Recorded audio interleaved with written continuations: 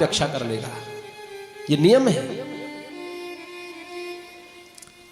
एक घटना बताते हैं, एक परम पूज्य हमारे गुरुदेव के गुरुदेव हमारे दादा गुरु श्री करपात्री जी महाराज, उनका एक चरित्र बताते हैं कि सन 1966 में उन्होंने एक आंदोलन किया, गौ रक्षा आंदोलन।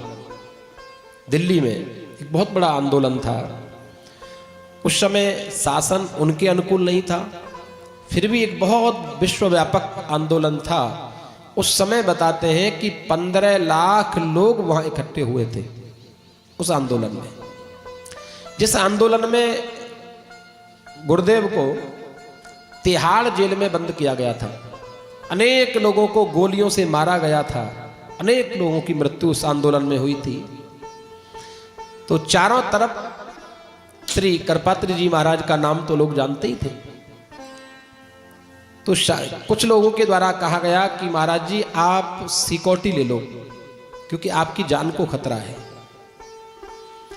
तो उन्होंने क्या कहा, बोले धर्मो रक्षति रक्षिता, हम कोई सिक्योरिटी नहीं लेंगे, हम धर्म की रक्षा कर रहे हैं, तो हमें विश्वास है कि धर्म हमारी रक्षा करेगा। इसका एक प्रमाण, वो एक गाड़ी में रहते थे, एमेस्टर गाड़ी थी, एक ब्रह्मचारी उनके साथ रहते थे, वो गाड़ी चलाते थे।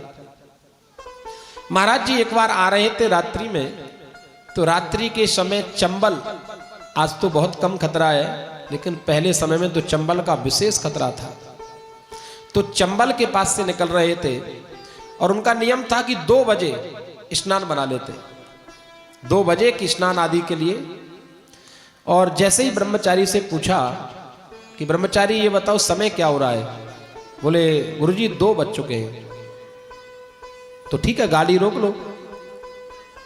बोले कहा गुरुजी यहाँ तो चंबल नदी है, बड़ा खतरा है। अरे कोई बात नहीं, आप गाड़ी यहीं रोको, चंबल में ही स्नान करेंगे। रात्रि के 2 बजे, जिस समय परिंदा भी चंबल के किनारे पैर नहीं मार सकता था, उस समय महाराज जी ने गाड़ी 2 बजे चंबल के किनारे रुकवा दी और ब्रह्मचारी से कहा कि आप यहाँ बैठो, हम स्नान करते हैं। स्नान किया, संध्या वंदन करने बैठ गए और गायत्री जप करने लगे। उसी समय चोरों का जो सरदार था चंबल का, वो हाथ में असला लेकर के और वहां आ गया। अरे भाई कौन है, किसकी गाड़ी है, ब्रह्मचारी से पूछा। ब्रह्मचारी ने कहा हमारी गुरुजी की गाड़ी है। कौन है गुरुजी, बोले श्री करपात्री जी। तो ये चोर जो थे, ये भी रेडियो के द्वारा सुनते रहते थे कि कहाँ क्या चल रहा है। तो रेडियो के द्वारा समाचार पहुंचता था कि इस समय श्री करपात्री जी महाराज गौ रक्षा आंदोलन कर रहे हैं। तो ये डाकू जो था, चोरों का सरदार, ये हृदय से कृतज्ञ था श्री करपात्री जी महाराज का। तो इसने कहा ओहो श्री करपात्री जी, मैं तो धन्य हो गया कि यहां दर्शन हो गया।